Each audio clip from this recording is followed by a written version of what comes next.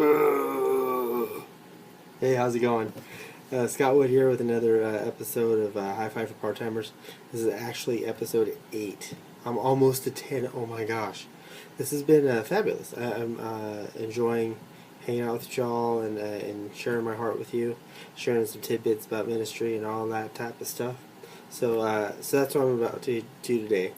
I'm actually getting ready for camp right now. We were taking some kids out to Silver Falls in Silverton, Oregon here, and I'm gonna do like a 3-day discipleship retreat, camp time, hiking, fishing, no fishing, swimming type of thing. It should be fabulous, awesome. And I just want to talk to you a little bit about discipleship. And this has been something that's been on me for the past couple of years, and so I just want to take a little bit to talk to you about it, and talk a little bit about what discipleship is and what discipleship maybe isn't, and kind of expand on that. So, as youth pastors, as youth ministers, we need to understand what the purpose is of youth ministry. What is it? Is it to make a fun environment for kids to come to? Is it to preach the gospel to kids? Is it to have a summer camp or take kids on a missions trip? Is it, a safe place model or something like that? And I would say those are all part of the what's. Okay, the what we do or what you do as a youth pastor, as a youth minister. But I want to talk a little bit about the why, like I've talked about before. Knowing your why, understanding your why. I would say I agree with Duffy Robbins on this subject, and he writes. I'm going through a book right now that he wrote called Youth Ministry That Builds Disciples, and it's really a fabulous book. Some of it is old hat, but he gives some really new perspective on things. One of the things he talks about is that our job as youth pastors, as youth ministers, is to take kids deep, deep with Jesus, to help them to build deep relationships with God, and enable them to go wide with that, to reach out to their friends and stuff like that. So that leads me to discipleship. So let's deal with this with this real quick. I'm gonna whistle a lot tonight. What is and what isn't discipleship? Let's go with what isn't real quick. Discipleship isn't just merely hanging out with kids. That's part of it. It isn't just merely playing Nerf tag or whatever. And it's not just merely Bible study, and it's not just merely preaching. It's kind of like a myriad of all that. Anytime that you try to simplify in your mind what ministry or discipleship is, just take that out. Ministry, discipleship-based ministry, there you go, is messy stuff, okay? It's messy, it's gooey, it's deep in the muck with people. It's not just surfacey, and that's the thing. Like most youth ministry models, especially when you're talking about the youth pastor, okay, it's very surfacey, like, hey, how's it going? I'm going to do this, da-da-da-da-da. I'm going to preach to you guys for a little while. I'm going to get to know one or two of you, but not really that much, because they got this and that and the other thing. It's meetings, blah, blah, blah, blah, blah. Okay, that's all. That's oversimplification. But that's a lot of how people view youth ministry. Okay, I'm going to come in, I'm going to plan stuff, I'm going to speak. Kids are going to be changed radically. Everything's going to be cool. But the fact is that a lot of times, and I can't talk to everyone else's experience, but in my experience, it works a little bit. It works some. Like, it'll bolster your numbers, to have a good program, to have some good outreach events, to bring in bounce houses and stuff like that, and rock bands and everything like that. But it's not really at the heart of what we're supposed to be doing, because, at the end of Matthew, we're told to make disciples, baptizing them in the name of the Father, Son, and Holy Spirit.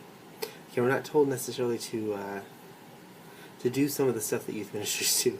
So, but I don't want you to hear me wrong and to hear that we're not supposed to do some of those things.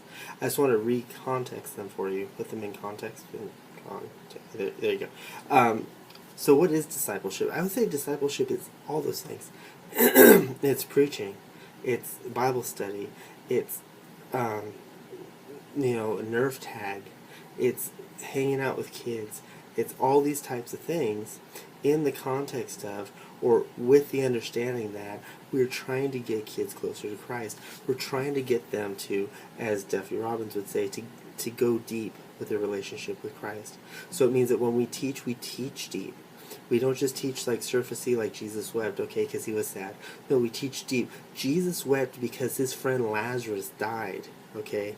Jesus was literally sorrowful for his friend, even though he knew he was about to raise him from the dead.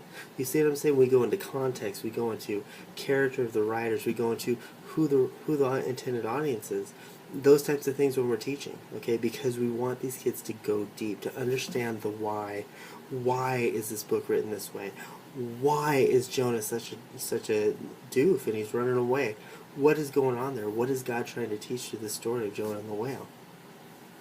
You know, things like that. But we go deep. Everything is deep. This, like I said, is messy. It's hard sometimes. And the whole idea of youth ministry, regardless if you're a part-timer or a full-timer or a quarter-timer or an eighth-timer or a no-timer and you volunteer, the whole idea here is that we're going to commit ourselves to get into students' lives.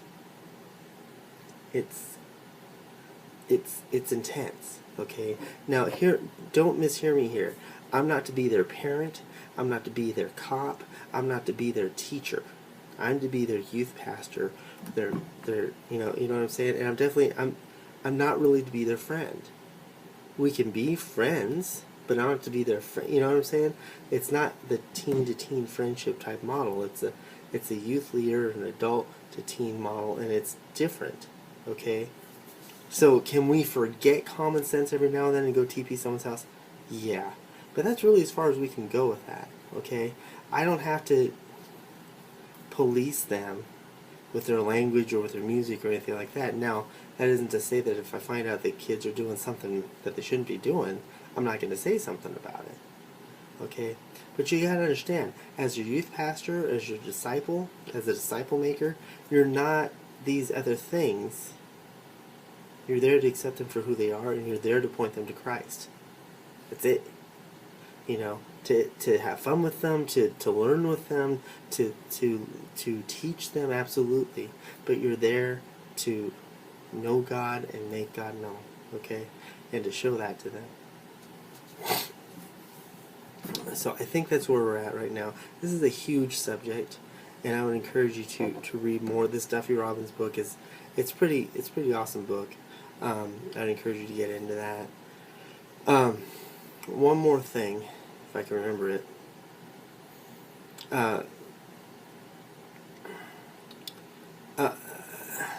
Kids are going to make mistakes.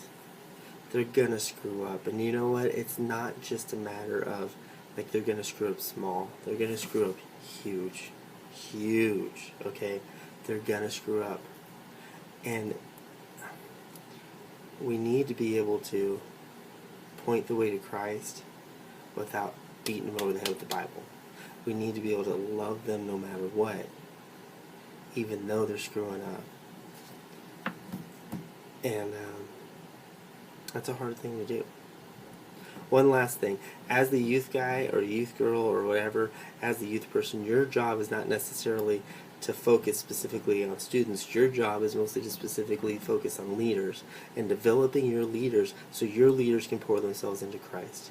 Remember Christ's model. He had 12 people that were with him all the time, but he only poured himself into 2 or 3. Okay? So take that and apply that to your youth ministry. You may have 20, 30, 40, 50, 100 kids that you are around, every Wednesday, every Sunday night, but you only have so many leaders, and those leaders need to be built up and need to be trained. Okay, I went way too long tonight. Thank you all. I'll see you next time. God bless.